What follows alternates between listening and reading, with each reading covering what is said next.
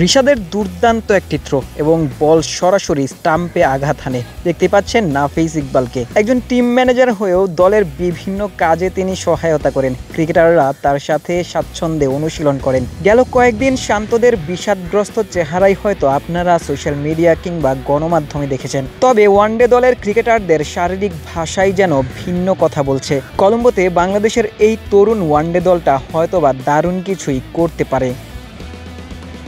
দেখতেই পাচ্ছেন বাংলাদেশ দল এসএসসিতে অনুশীলন করছে। দিনের শুরুতে বেশ কিছু রিপোর্ট হয়তো আপনারা দেখতে পেয়েছেন। এই মাঠে বাংলাদেশ দলকে অনুশীলন করতে দেয়া হয়নি। বাংলাদেশ দল যখন এই মাঠে দুপুরে এসেছিল ঠিক তার আগ মুহূর্তেই এই জায়গাটাতে পানি দেয়া হয়েছিল। রক্ষণাবেক্ষণের দায়িত্বে যারা ছিলেন তারা বাংলাদেশ দলকে অনুশীলনে বারণ করেছিলেন। বাংলাদেশ দলের অনুশীলন করতে না দেওয়ার বিষয়টি নাফিজ ইকবাল পরবর্তীতে গণমাধ্যমে ব্যাখ্যা করেন। তিনি জানান, আউটফিল্ড যেন ক্ষতিগ্রস্ত না হয় সে কারণেই বাংলাদেশ দল মাঠে অনুশীলন করেনি। তবে শুকিয়ে যাওয়ার পর বাংলাদেশ দল আবারও এই মাঠেই ফিল্ডিং অনুশীলন শুরু করেছে। ক্রিকেটের যারা খোঁজখবর রাখেন, ক্রিকেটের যারা খানিকটা ধারণা রাখেন তারাও কিন্তু বোঝেন যে গোটা মাঠে যখন আসলে পানি দেয়া হয় তখন যদি আসলে ওই স্পাইক পরে ফিল্ডাররা যদি অনুশীলন করেন তখন মাঠ কিন্তু ক্ষতিগ্রস্ত হতেই পারে। ঠিক সেই কারণেই বাংলাদেশ দলের টিম ম্যানেজার নাফিজ ইকবালের সাথে আমরা যোগাযোগ করার চেষ্টা করেছিলাম। তিনি বিষয়টি নিয়ে পরিষ্কার একটা ধারণা দিয়েছেন। বাংলাদেশ দল আসলে প্রথম দিকে জানতো না যে মাঠে পানি দেয়া হয়েছে, আউটফিল্ড নষ্ট হতে পারে এমনটা আসলে তারা বুঝতে পারেনি।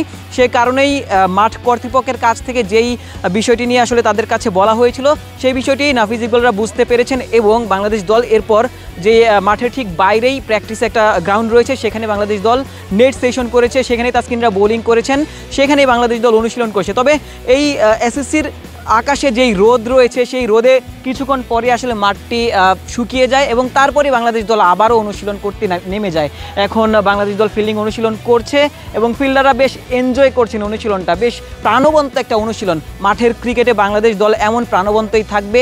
টেস্ট সিরিজের যেই পারফরমেন্স, যেই হতাশা, সেই সব ভুলে বাংলাদেশ দল ওয়ানডে ফরম্যাট দিয়ে আবারও কামব্যাক করবে। আমরা এমনটাই আসলে প্রত্যাশা করতে পারি।